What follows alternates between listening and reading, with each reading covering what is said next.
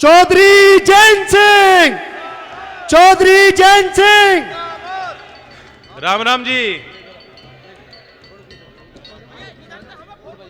फैसले की घड़ी आ गई। 5 साल हमने और आपने बहुत संघर्ष किए और सच पूछो तो किसानों ने चुपचाप बहुत अपमान भी सहा है, क्योंकि ये सरकार हमारी नहीं रही। उम्मीद के साथ पश्चिमी उत्तर प्रदेश के मतदाताओं ने पिछली बार भाजपा को मौका दिया था और भरपूर मौका दिया। बिन मांगे वोट मिली। इनके ऐसे ऐसे विधायक जीत गए जिनको खुद उम्मीद नहीं थी कि हम जीत जाएंगे। घर बैठे बैठे जिताया पब्लिक ने। लेकिन अब हिसाब लेने का वक्त है, अब आपका वक्त है। अब आप देख सकते हो कि विधायक जी, योगी जी, लेखा जोखा दिखाओ कुछ तो। धरातल पे क्या है? धरातल पे आप जो ऐसी दूरबीन लगा के देखोगे ना, जो अमित शाह जी ऐसे ऐसे कर रहे थे, कुछ दिखेगा नहीं आपको। विकास के नाम पे पूरी तरह से फेल। और आपको पता है, उद्घाटन, शिलान्यास, घोषणा, नारे देने में अव्वल दर्जे पे है। मेडिकल कॉलेज का उद्घाटन कर दिया, बिल्डिंग निर्माणाधीन है। राजा महेंद्र प्रताप जी की नाम से ये यूनिवर्सिटी बनाएंगे। 3 साल से तो सुन ही रहे हैं, एक ईंट भी लगी नहीं, ना वहां की जमीन भी है, एक्वायर जमीन नहीं है। लेकिन प्रधानमंत्री जी गए, उद्घाटन, शिलान्यास। जिस जेवर एयरपोर्ट का रविंद्र जी जिक्र कर रहे थे, वहां अभी किसानों के विस्थापन की भी कोई नीति नहीं बन पाई पूरी। अभी भी मुआवजे को लेकर संकट में किसान हैं। एक ईंट उस एयरपोर्ट की लगी नहीं। और चाइना से बीजिंग एयरपोर्ट की तस्वीर जो छाप के योगी बाबा ने दिखाया कि देखो कितना जन कल्याणकारी हमने काम किया। तो झूठ, झांसे और इसी तरह की बातों में जनता को 5 साल उलझाया है। और इसमें बहुत बड़ा योगदान तो हमारे मित्र हैं, जो ईमानदार पत्रकार हैं। कुछ बुरा मत मानना भाइयों, क्योंकि रोज रात को शाम को जो टेलीविजन खोलो, क्या होता है? देखिए देखिए सनसनीखेज खबर, आज रात को 8 बजे मोदी जी ने कमाल कर दिया, मोदी जी क्रांति ले आए, योगी बाबा ने ऐसा काम कर दिया कभी हुआ ही नहीं। क्या कर दिया? ये कर दिया और वो कर दिया। और ये और वो क्या है? किसी के पल्ले नहीं पड़ रहा क्या है ये और वो। इन्होंने कहा था 2022 में आय दुगनी होगी किसान की। इन्होंने कहा था आय दुगनी कैसे होगी कि किसान को एक नया कार्ड बना के दे रहे हैं, soil health card. Soil health card किसान को बना के सरकार देगी और किसान की आय दुगनी हो जाएगी। हो गई दुगनी। 2022 में अमृत महोत्सव मनाया जाएगा। 2017 में इन्होंने घोषणा की थी अमृत महोत्सव। अमृत महोत्सव ये और वो है, ये और कुछ नहीं। अमृत महोत्सव में क्या होना? देश के सभी गरीबों को मकान मिल जाएगा, किसानों की आय दुगनी हो जाएगी, भ्रष्टाचार से और सांप्रदायिकता से देश को मुक्ति मिल जाएगी। क्या सांप्रदायिकता से मुक्ति मिली है? जब एक प्रदेश का, सूबे का मुख्यमंत्री कहता है कि मेरे प्रदेश में 20% लोग ऐसे हैं जिनकी हम गिनती नहीं करना चाहते, हमें नहीं चाहिए। वो 20% कौन लोग हैं? योगी जी की परिभाषा सुनो। वो कहते हैं 20% वो हैं जो कानून को नहीं मानते, जो दंगा चाहते हैं, जो पाकिस्तान जिंदाबाद का नारा लेते हैं। अब बाबा की तो गणित इतनी कमजोर है, उनकी गणित इतनी कमजोर है, मतलब प्रदेश के 4-5 करोड़ लोग ऐसे हैं जो देश की धरती से जुड़े हुए नहीं हैं, जो राष्ट्र विरोधी गतिविधियों में लिप्त हैं। कौन मान लेगा बाबा को? और उस परिभाषा में तो किसान भाइयों, मैं भी हूं, और आप भी 20% में ही हो, हम दोनों 20% में ही हैं, और कोई नहीं है। हमें ही कह गए बाबा कि ज्यादा गर्मी हो रही, गर्मी निकाल दूंगा। और अगर हम और आप, अगर ये पश्चिमी उत्तर प्रदेश अगर गर्म नहीं होता तो अभी भी जो किसान आंदोलन सड़क पे लोग बैठे थे वो बैठे ही रहते, हल नहीं निकलना था कुछ। ये देश आजाद नहीं होता अगर हम लोग गर्म नहीं होते। तो ये तो हमारे मिजाज में है। और क्या है हमारे मिजाज में कि हम आपस में खूब लड़ेंगे, एक दूसरे की खूब आलोचना करेंगे, लेकिन जब संकट की घड़ी आएगी और कोई भार वाला हम पे वार करेगा तो एक परिवार की तरह हम मिलकर उसका मुकाबला करेंगे। मैं देखता आया हूं, चौधरी अजीत सिंह जी को मैंने देखा कैसे वर्करों से बात होती थी, सीधी बात। मेरे साथ भी आ जाते, क्षेत्र के बार बार लोग आते हैं, वहां मुस्कुरा रहे हैं अभी देख के, और खूब लड़ते मेरे साथ, ये कर दिया वो कर दिया, गलत है, हम नाराज हैं चौधरी साहब, बिल्कुल नहीं मानेंगे। मुझे लगता है जब तक घर जाते तब तक मन जाते हैं खुद ही। चौधरी अजीत सिंह जी कहा करते थे कि 5 साल तो मुझसे नाराज रहते हो, और चुनाव के जस्ट एक रात पहले चौधरी चरण सिंह जी सपने में आ जाते हैं, मेरी बात मान लेते। कहा करते थे कि नहीं कहते थे? आज अब गोरखपुर से कोई बाबा आके पश्चिमी उत्तर प्रदेश में हमारे परिवार को बिगाड़ना चाहेगा, हमारी फिजा को बिगाड़ना चाहेगा, और ये कहेगा तुम 20% में ज्यादा गर्मी तुम्हारी निकाल दूंगा, तो इसका जवाब तो मैं तो दे ही रहा हूं, मैं तो दे ही रहा हूं जवाब, लेकिन 10 तारीख में जवाब आपको भी देना है। ऐसा जवाब देना कि बाबा फिर जो है पहाड़ों की तरफ चले जाएं, उन्हें ठंडक मिल जाए। अब कुछ मुद्दों की बात मैं कर लूं, क्योंकि आखिरकार सवाल वही होता है कि हम सरकार क्यों बनाना चाहते हैं। सरकार, जनप्रतिनिधि का चुनाव ये इसलिए होता है कि आपको तय करना है कि क्या दिशा देनी है। इस सरकार को तो आपने देख लिया, झूठ बोलते हैं, उस झूठ को बचाने के लिए उससे बड़ा झूठ बोलते हैं, जब उसकी पोल खुलती है तो उससे भी बड़ा झूठ बोलते हैं।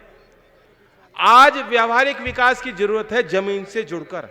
जो चौधरी चरण सिंह जी की नीति रही, छोटे कुटीर उद्योग को बढ़ाया जाए, छोटी प्रशासनिक इकाइयों को बनाया जाए, गांव का विकास हो, और वहीं से अगर विकास हो जाएगा तो तरक्की का रास्ता अपने आप खुलेगा। 58,000 से ज्यादा ग्राम पंचायत हैं।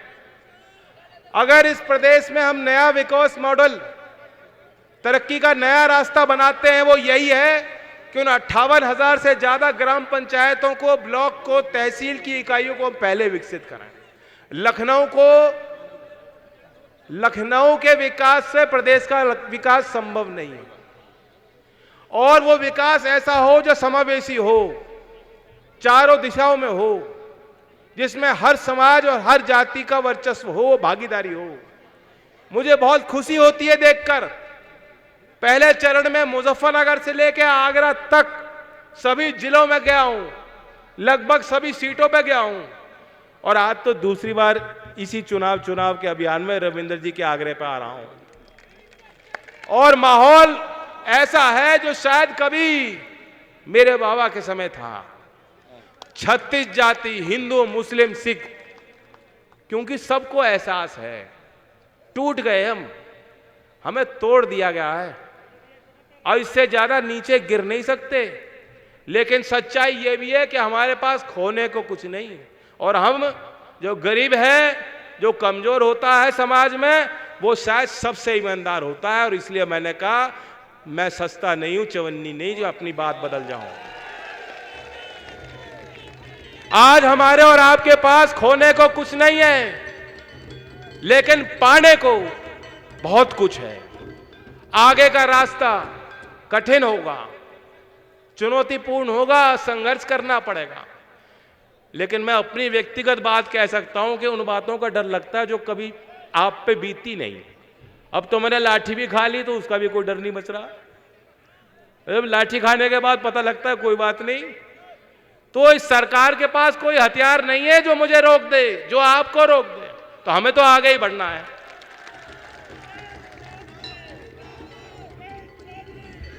हमने और अखिलेश जी ने बैठ के कुछ चीजें तय की हैं। एक तो जब मैं सर्व समाज की बात कर रहा हूं, उसमें सरकार का विशेष ध्यान रहना चाहिए सबसे गरीब वर्ग पे।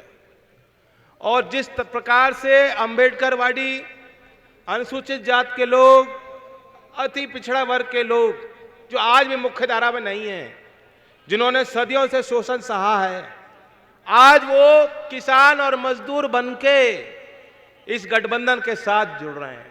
मुझे बहुत खुशी होती है देखकर।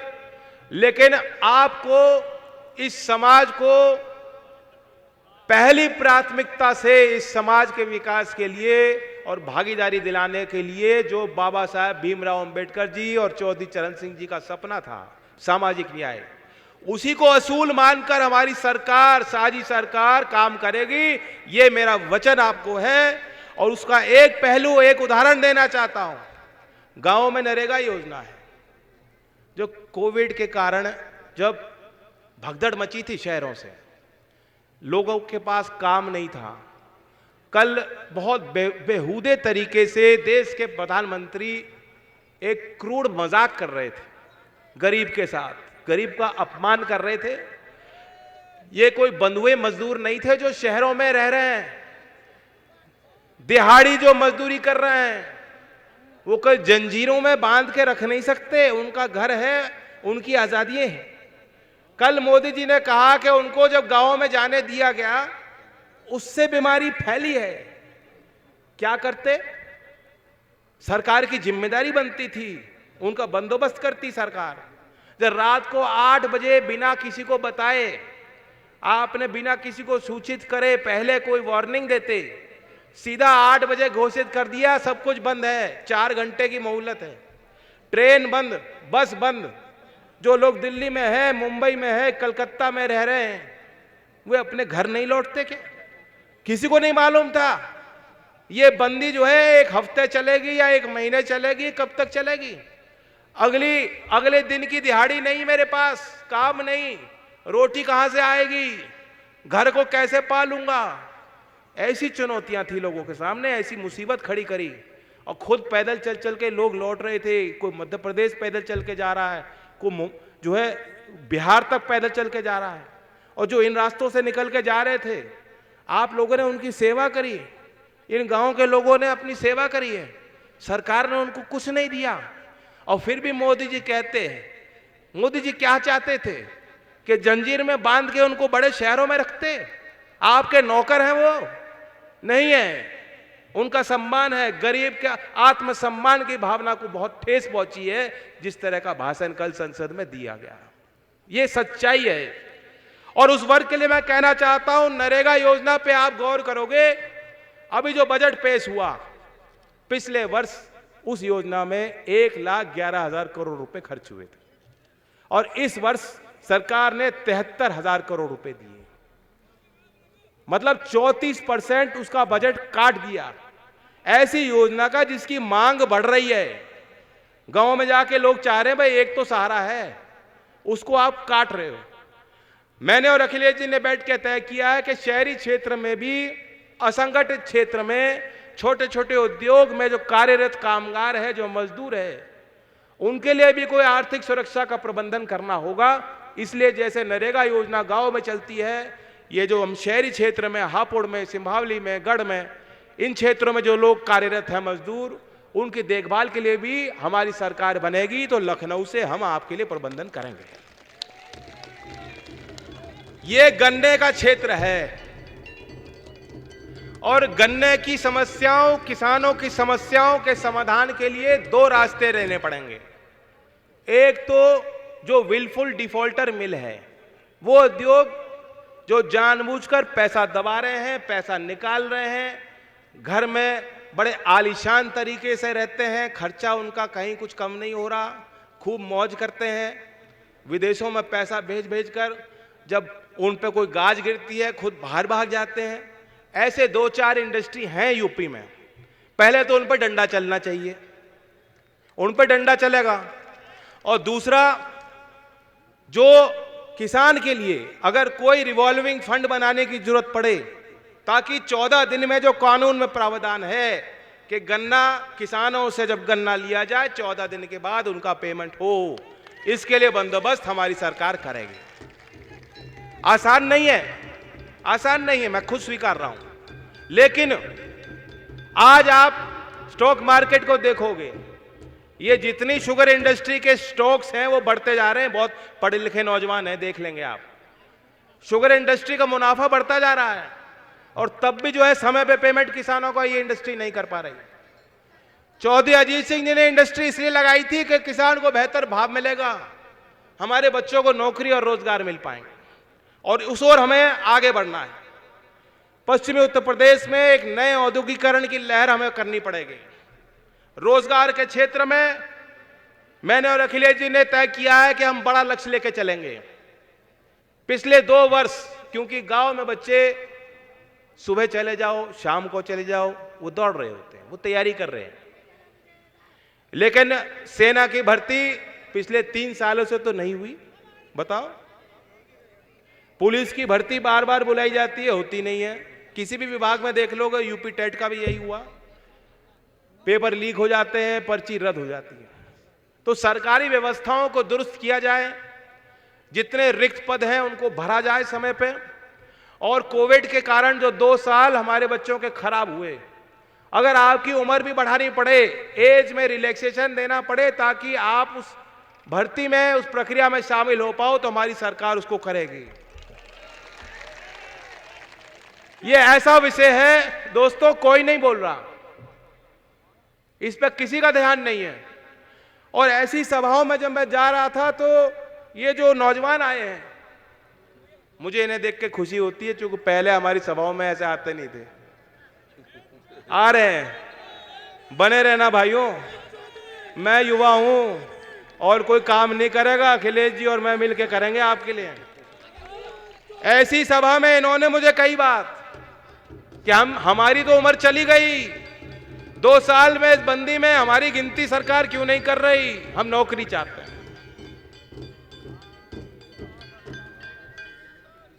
और फिर एक मैं और पर्सनल लेवल पे बात करना चाहता हूं, क्यों गजराज जी से मेरी चर्चा हो रही थी।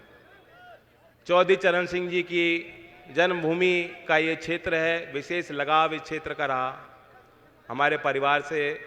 ये मेरा परिवार ही है। और नूरपुर की सड़क तो टूटी पड़ी है अभी, बताओ कोई गांव से आया? शायद पिछली बार तब बनी थी जब इन्हें आपने विधायक बनाया था आपने, और जब हम लोग मिलकर लड़े थे तब इन्होंने बनाई थी। उसके बाद कोई बनी क्या? तो मेरा भी अपने गांव का कुछ स्वार्थ है, तो इनसे कह के जो है पहले काम ये करेंगे तो वो सड़क बनाने का ही काम करेंगे। नहीं, कुछ मैं अपनी बात भी तो कहूंगा ना यार।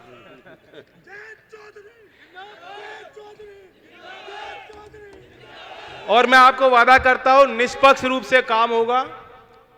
आज योगी जी कहते हैं कि 80-20, 80-20, इससे खराब बात कोई हो नहीं सकती। चौधरी चरण सिंह जी के शासन को याद करो। चौधरी साहब का कोई बहुत प्रिय भी कार्यकर्ता होता, अगर वो गलत करता तो चौधरी साहब उसकी नहीं सुनते थे। वो अपने अधिकारियों को बुला के कहते थे, भाई ये कार्यकर्ता अगर गलत करेगा तो इसकी नहीं चलेगी, तुम नियम से चलो। ये पुराने लोग बैठे, मुझे आप ही लोग बताते हो ऐसा होता था। बहुत सख्त थे वो इन मामलों में।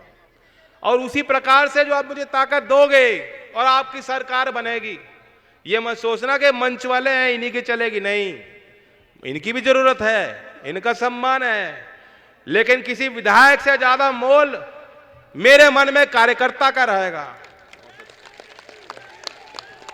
इसलिए निष्पक्ष तरीके से, ना कोई 20%, ना कोई 80%, 100% उत्तर प्रदेश की जनता को साथ लेके चलना है। मैं चाहता हूं कि आप हमें ताकत दें। हापुड़ जिले के 3 सीट हैं। असलम जी यहां मौजूद हैं धौलाना क्षेत्र से, और इनकी तो बात हो ही गई, इनको तो बस सड़क बनवानी है और बहुत काम करने हैं और अनुभवी नेता हैं। और इन्होंने तो अपनी खुद ही बता दी कितने हजार वोट से जीत रहे आप, कितनों से जीतता हो गया आप। और यहां रविंद्र जी हैं। अच्छा, रविंद्र जी का ये लाभ है कि ये मेरे लिए भी आंखों के तारे हैं और अखिलेश जी के लिए भी, तो पिछली बार हमसे लड़े थे और इस बार उस पे लड़ रहे हैं, तो ये तो दोनों से काम कराएंगे, ये इनको तो डबल काम मिलेगा। वो नहीं मानेंगे तो मुझसे करा देंगे, मैं नहीं मानूंगा तो उनसे करा देंगे। तो इस क्षेत्र को तो विशेष काम यहां इस क्षेत्र में होगा। तो तीनों ही हमारे प्रत्याशियों को, गठबंधन के प्रत्याशियों को जिताइए, मुझे पूरा आशीर्वाद दीजिए। और चौधरी अजीत सिंह जी के बाद ये पहला चुनाव है। जिस तरह से आप उनके साथ उनके हर फैसले को निभाते थे और उन्हें ताकत देते थे, ये सोच के कि अगर चौधरी अजीत सिंह जैसे पढ़े लिखे और विद्वान नेता ने कोई फैसला लिया है, सोच समझ के लिया हो। और इसलिए जो हमने गठबंधन किया है और जो आगे की एक रणनीति बनाकर कि सिर्फ उत्तर प्रदेश में नहीं, देश में चौधरी चरण सिंह जी की वैचारिक विरासत को हम फिर जिंदा करें, उस रास्ते पे मैं चलना चाहता हूं। मुझे ताकत दो और आशीर्वाद दो। धन्यवाद। जय हिंद, जय भारत।